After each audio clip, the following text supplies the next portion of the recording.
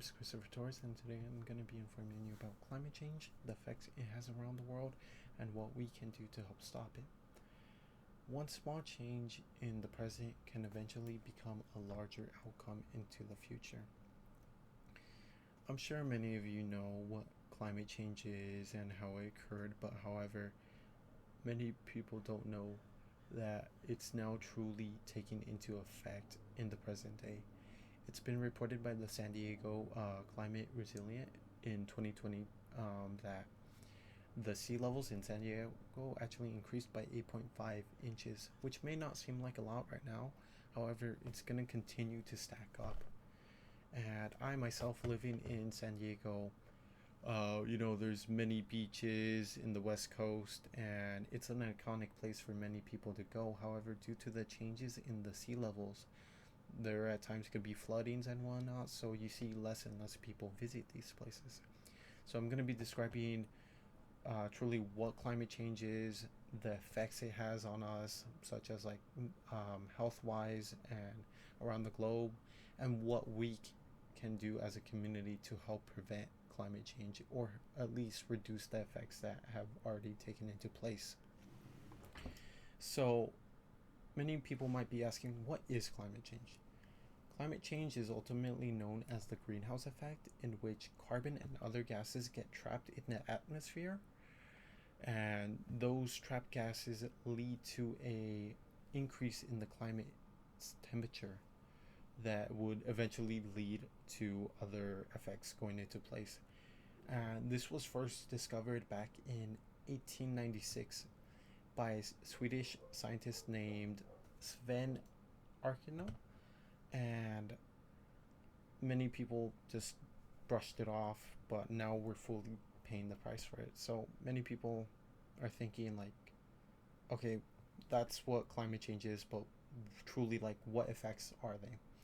And one of the main key point effects are the sea levels actually increasing, and that's being due to the polar ice caps melting. And many people might not think of it as a big deal. However, due to the polar ice caps melting, many people, or towns at that case, villages living near the sea levels, are in danger of getting flooded out.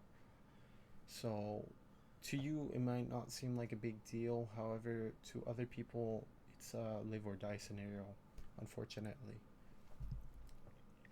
And another case is, not only are the sea levels increasing, but it's also affecting you personally in public health. It was reported that 13 million people have died by environmental causes such as like bad pollution and diseases by these climate changes, and that was stated within the United Nations Climate Action of 2022. It was reported that 90% of people living in cities and whatnot are breathing unhealthy, polluted air, and that's resulting in $2.9 trillion in health and economic cost, as reported by the World Health Organization back in 2018. So, if that was back then, we have a 4 year gap that must have increased even more, unfortunately. And it's not just pollution and whatnot, it's also diseases. It was quoted by Sarah Moore that increases of temperatures in lower altitudes have an impact of adjusting the growth cycle of parasites that causes the mosquito to carry the disease, allowing it to develop malaria faster, therefore increasing the transmission rate. So not only are you in threat of the bad pollution getting to you, but also these diseases are spreading more rapidly, and that's all of a result of climate change. So you might be asking yourself, like, what can we do now to help prevent this, or at least reduce the dramatic causes caused by it? One for effect would be taking fuel efficient vehicles or public transportation in that matter. And when I mean fuel efficient vehicles, I mean like electric cars or hybrid cars, in order to help save um, gasoline so that we don't have that much of a carbon footprint on our planet. And it was reported that $8 billion are spent on gasolines in America. And if we switch to hybrids and electric cars, it would cut the emissions by half.